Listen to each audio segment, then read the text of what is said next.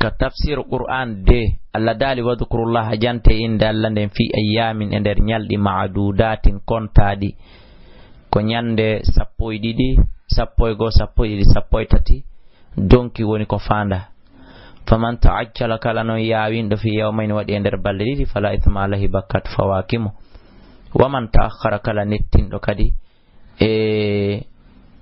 hatimi balde tati den fala ithma alayhi bakkat fawakimo toujours ko tawtu liman taga ko nande hullo Allah kala pi hun ko on tigi wadi mun ko tawtun ko hullo Allah ko kulol Allah o warri wattaqullahu li Allah wa alamu andon annakum nono ilayhi faade kama ko tuhsharuna won ko mo boyte don wa minan nas nujiya yimbe be man yu'jibu ka man hawne qawluhu kongudi mun din wawla halabe filayati dunya ka ngurdan aduna taso woli haw kaynene ma ba ma jokkamo wa yashhadullah taw Allah hinu siditi ala ma fi qalbi kon ka bernde makko ko keferan ka ko nafigi yagal wa huwa aladul khisam kono ko kanko Allah buri luggude wenje ko holi da satti hunduko da wawi yeddondiral ko Allah subhanahu wa ta'ala burma ko wawda addude dalil e argument ko Allah burma aladul khisam ko ɗum ko kanko Allah ɓuri wawde addugol preuve dalil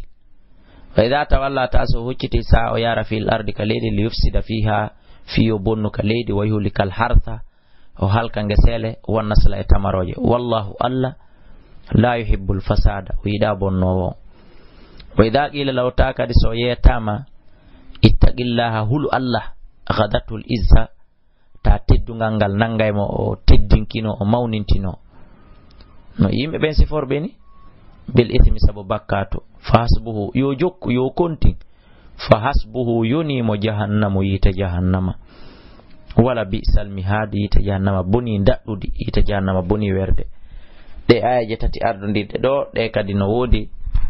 awa mo de jippi e hore mun sababu nuzul majje no wodi kono o darsu do ko fi menen ekkitoto ben haray sababu nuzuli ala qissa ala hunde ko jiyangal e firongon fi menen ekkitoto ben kala faala do humpa do qissaji koni ko e mumma sababu nuzul jidi ono day kanimere téléphone 657 60 53 09 631 même numéro 628 même numéro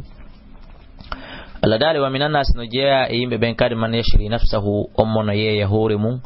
ibtigha akadabugol mardatillahi welaye Allah on ko hore Suhaybu Rumi woni ko ajipi wallahu kanko Allah raufun ko hinnotodo safe ko beydano goddo yobam ha o gayna o beydanam ko doni raufun ko hinnotodo bil ibadi jiyabe makko be ya ayyuhalladhina amanu kono yo gomdimbe on torama on jeejama udkhulunate fi silmi ender ka dina ka fatan ka fow na yo jogito goddum accu goddum no firire kadi ka fatan on fow na yo be natu wobbe go ronka natude wala tattabi'u wa on jokku khutuwati shaytan la shaytani di innahu no shaytan lakum wonande on aduwon ko ganyamo mubinun finnin do ngay ngun o suuda kadi fa in salaltum saywini on mortiki on wadi ko hana min ba'di ma ja'atukumul bayyinatu bawo bangandeji din arde on falamu ande anna Allah azizun ko teddudo hakimun ko nyenyudo e nyaawre makko den hal yanzurun tawsib en habbiti illa an ya'tiyahum siona ande aratabe Allah fi zulalin ender dule min al-ghamam fi zulalin ender nibe min al-ghamam imode ka dule cewde be mana ko argol Allah gol ka dargal ko doni ko fanda wal malaikatu e malaika ben argol malaika ben wargol on tigi ka ngurnan aduna ga ko doni ko fanda a kala dido didi kadi hewti wa qudi al-amr fiya ken ende nyaawete hande kadi wa ila Allah ko faade kala turja'ul umur woni do turde fiya ko jidi sidon feƴƴi Allah dali ne laado salbani Israil landi be bi annabi Yaqub al yahuda ya nasara kam atainahum ko jelol ko min okkibe min ayatin immorde mandeji dalilaje bayyinatin banginadi halabe beronki gomdinde wa may yubaddil awakala wattuto do ni'matallahi nema Allah kam min baadi ma ja'atuhu bawaka ardema fa inna Allah anden Allah shadidul iqabi ko tidu do ledde o etili sayde le haray e hore makko zuyina cuɗanama lilladina ɓeɗo kafaru yeddubel hayatu duniya gurdan aduna labinanama ɓe fotinanama ɓe wa yaskharuna hiɓe jala min alladina amanu immorde ɓeɗo gomɗinɓe ɓe jalkita ɓe ɓe sabota ɓe walladina ben ittaqaw hulɓe allah fawqon ɓe wonto yey sengo dow maɓɓe kamɓe heferaɓe yawmal qiyamati ñande dargal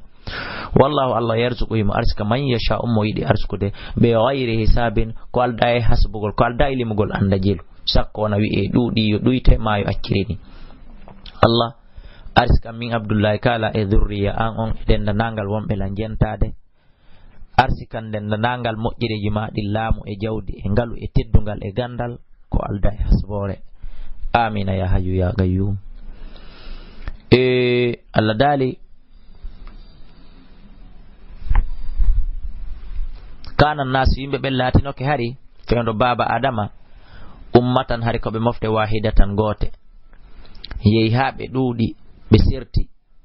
fa ba'atha allahu allah immini annabiyina annaba ɓen ilay annabi idris mubashirina hiɓe weltinira kala jokkuɗo ko moƴƴi no wodanimo aljanna wa mundirina hiɓe hulɓina kala jokkuɗo ko boni yo accuma ɗum no wodanimo yiite wa anzala o jippini ma'ahum wondude e maɓɓe alkitaba defte ɗen bil haqqi sabu gonga liyahkuma fiyo ɗe ñawitire baynana sakkunde yimɓe ɓen fima htalafu fi konko ɓe lutodiri mum wa makhtalafa fihi lutondirali noon e defte ɗen illa alladina sona ɓen utuhu okkaɓe ɗe ko ɓen tigi woni ko lutodiri jiiɓodiri min ba'di ma ja'atuhum ɓawole ariɓe albayinatu hujjaji feñuɗi ɗin kon waɗi aɓe lutodiri bagyan kaka bewre kaka gañanadi baynam hakkunde maɓɓe fa hada allahu allah on fewni alladina ɓen amanu gomɗinɓe ɗum woni min abdoullahi kala e onon wonɓe jentade ɓen lima ikhtalafu sabu konko ɓe lutodiri fihi e muɗum min alhaqqi morde gonga biidenihi e dungaye makko awananegoy wallahu allah yahdi himo fewna man yasha'u on mo yiɗi fewnude ila siratin faade lawol mustaqimin fewngol am hasebo tom allah landi ɓeɗo sikko ɓe naata e aljanna kono nayoɓe jarrube nayoɓe ŋaaso nayo jawkal maɓɓe wulo hay e seeɗa allah landi ɓe on sikku an tadkhulul jannata wonde on naata e aljanna walamma ya'tikum hara arali on hara heɓali on hara memali on mathalul ladina misal ko heɓuno ɓen halaw feƴƴunoɓe min qablikum ko aditi on awa on sikki sama kala si tawi on heɓay ko feƴƴuɓe ɓen heɓi kon awa heɓay on kadi ko heɓunoɓe kon massatum kon ɗum heɓunoɓe memunoɓe heɓunoɓe albasau sattendeji wa darraw e lorraji wa zulzilu ɓe dillina ɓe ɓittina hatta yaqula rasul ha nelaɗon e muññare mum e imanu mum on tigi wi'i walladina e ɓen amanu gomniɓe ma'ahu wondude e makko won aboubacrin oumar en ousmana e aliye ɓe tigi dari inni e paɗo woni tamperene mata nasrullah koyde tumani ballal allah ngal allah jaabiɓe ala faame inna nasrullahi ande no ballal allah ngal qaribon ngal ɓattike turki allah yo taw hara min kadi abdoullahi kala dendanangal moƴƴireji maɗin an allah e yurmede ma nden min kadi e teddungal mangal e hijabu maɗa e kisi e ma on e cellal mangal yo taw hara ɓattike lam min kadi e jurriya an on e ɓeɗo wonɓe lan jentade amin allah dali yasalunaka ɓeno landadema mada yunfiquna jonnum kun ɗum ɓe gasata ittude sadaka ɓula alamɓe mettafi ma anfaqtum kala ko ittuɗon sadaka min hayrin immorde moƴƴere ko yon andu ton ko ɓuri jogade priorité heɓugol falil walidayn ko nene mon e bamon taɓe faɗuye wala agrabina e ɓattodira ɓen nene gotoɓe baba gotoɓe taɓe faɗuye wala yatama e alyatimajo kaw iwri aduna ko on siɓɓe wona on siɓɓe wota o faɗuye wal masakine e miskina ɓen wabini sabile e ɓiɓɓe laayi ɓen wota ɓeɗo faɗuye amma ko on ɗum ittoton on ala yetede ko ittoton kala ko anduɗa sa okkama jaɓa e weltora okkitir ɗum an kadi wama tafalu kala ko golluɗon kala ko huwuɗon kala ko okkitirɗon min hayri immorde ko moƴƴi fa inna allaha no allah bihi ɗum alimun ko anduɗo o faya o fayta o yoɓay on kadi si tawi woni o ɓeydanali on o ɗuytanta on kanko allah subhanahu wa taala aray ko ɗo darsume on gasi